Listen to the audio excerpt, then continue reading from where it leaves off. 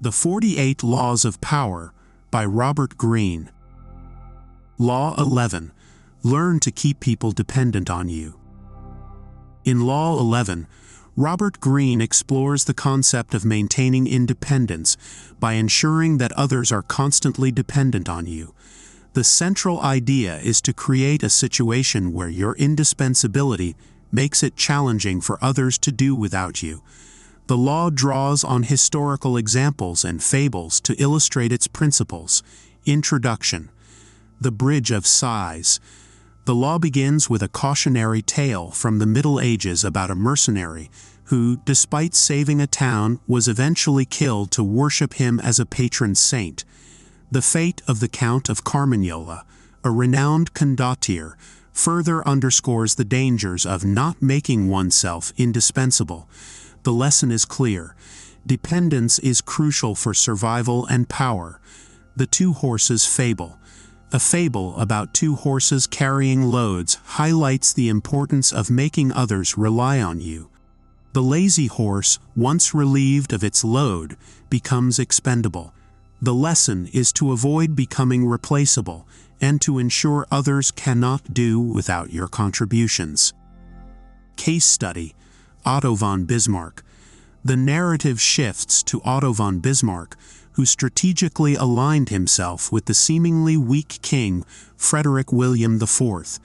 Bismarck's ability to make the king dependent on him led to his rise in power, and he repeated the pattern with William's successor. Bismarck's success demonstrates the effectiveness of making those in power rely on you. The Cat That Walked by Himself. Rudyard Kipling's story about the independent cat reinforces the idea that true power lies in creating interdependence.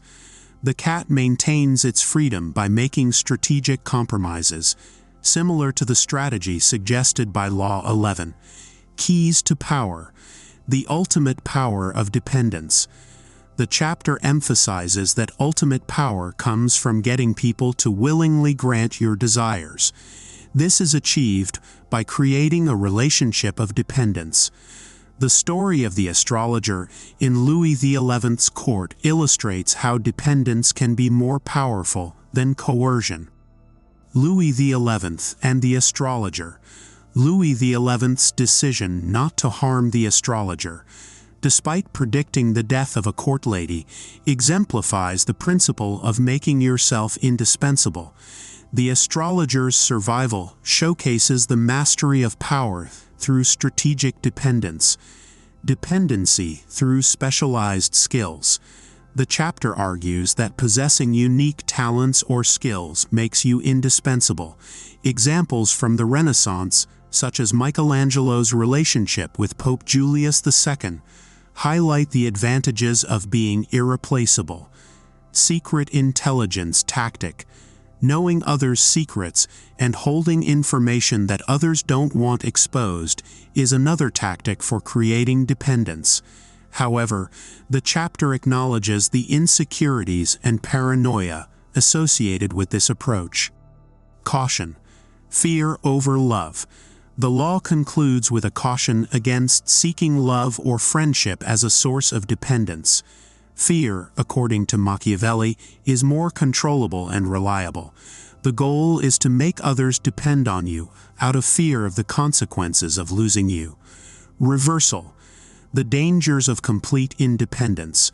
While the chapter briefly explores the idea of complete independence, it warns against the isolating and ruinous nature of such a pursuit.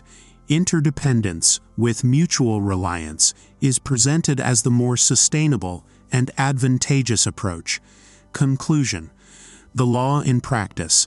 The chapter concludes by emphasizing the importance of positioning oneself in a state of mutual dependence, adhering to the critical law of keeping others reliant on you.